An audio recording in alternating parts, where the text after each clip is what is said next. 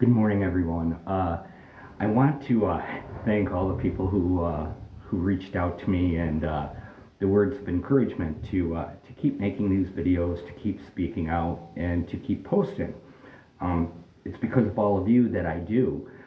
And this morning, there's so many things I'd love to talk about, but I want to start by talking a little bit about DEI, about predominantly with DEI, I want to talk about diversity and equity.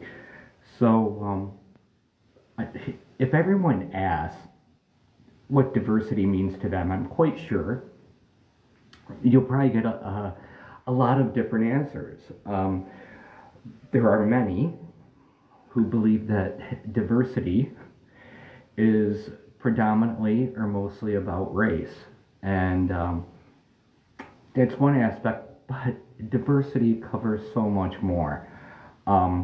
Diversity covers, if it also covers, it's like when you're hiring or when you're looking to fill a position, it's also looking at what will best complement your team, what will best complement the workforce. Is it always someone who graduated from an Ivy League school? Maybe it's someone who graduated with a degree from a state school or a community college, or maybe they didn't attend school, but they have other work experience that would be a great addition to your team. So you can't just pigeonhole diversity to say that it's talking about race. It could be race, it could be religion, it could be whether or not if you're gay, straight, bi, trans, whatever. It's you can't pigeonhole diversity. So when people talk about, oh, we have to remove DEI, we have to get rid of diversity in that, really, and it makes absolutely no sense, except that it's the perfect tool to drive a wedge between the various parts of society. Today I read that Department of Education has said that DEI programs have to be removed from schools, and if they don't remove them from being taught in the school, then they will lose federal funding. So if you have students who aren't being taught about diversity in the workplace, diversity in society, they are going to be ill prepared to graduate and live in the real world. So I want to thank Mr. Trump and Mr. Musk for driving this, because it truly shows that they know absolutely nothing about what they're preaching. The other is equity.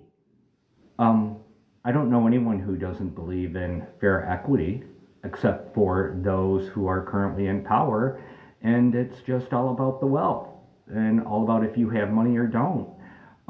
Equity, shouldn't everyone have the right to a fair wage? Shouldn't everyone have a right to have a home, to buy a home, to have what others have, if that is what they strive for, if that's their dream?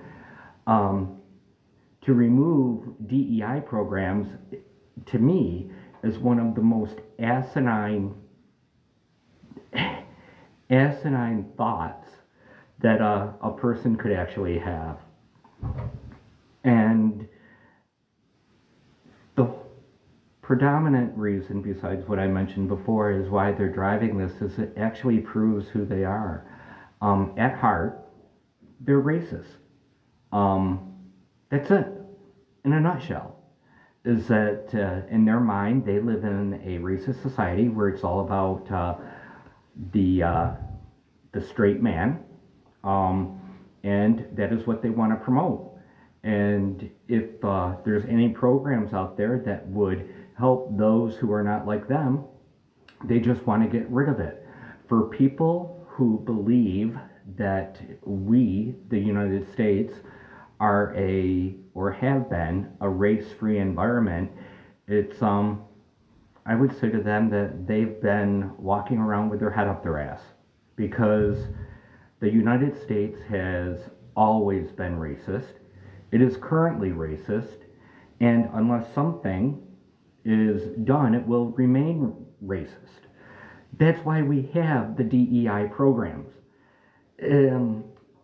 Anyone who is white, I ask you to put yourself into a situation where you are the minority, where it's only you and no one else looks like you. No one else acts like you. And how do you feel? How do you really feel? And then remove yourself and take a look, and that's how a lot of our black, brown brothers and sisters, that's how they live. That's how they live every day. Do you really think that that's okay? That we all need to have an appreciation for each other, and we need to have an appreciation for the difficulties that other people have had, other humans have had, to no fault of their own, but either where they were born, where they currently live, the color of their skin, their religion, their beliefs, whether you're gay or straight.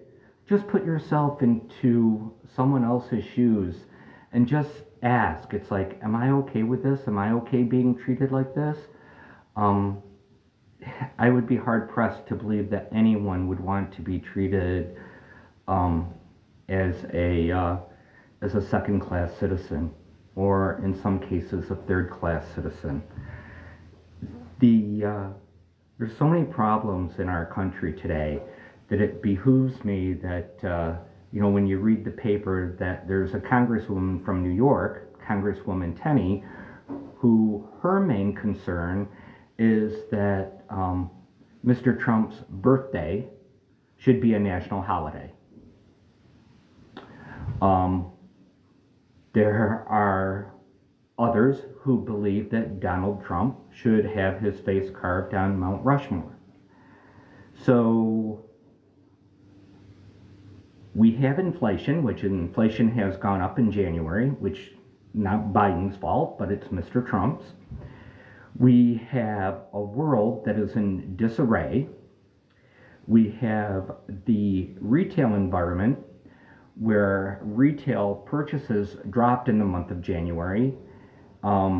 When you think about it, why is that? It's because everyone knew what would happen under a Trump regime. And what are they concerned about? Their concern is just to do more to prop up Mr. Trump and not even Mr. Musk, their ego.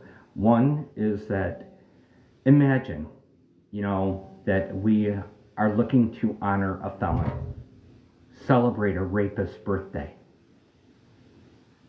It's just,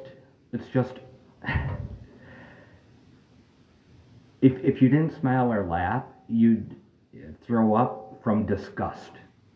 This is what America has become.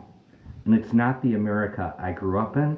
It's not the America that I would want to die in. So that's why we all have to raise our voices, and we have to make sure that we speak out. As a poet, as a writer, as an author, is that I write a lot about this, and it helps keep me sane, because in a world that is going crazy, we all need something that will help keep us sane. So if it's writing, write. If it's speaking out, speak out. If it's making videos, make a video. But don't remain silent. Silence is guilt, and silence will equal death. So thank you all. Until the next time, have a great day and a great weekend, and stay safe. Thanks.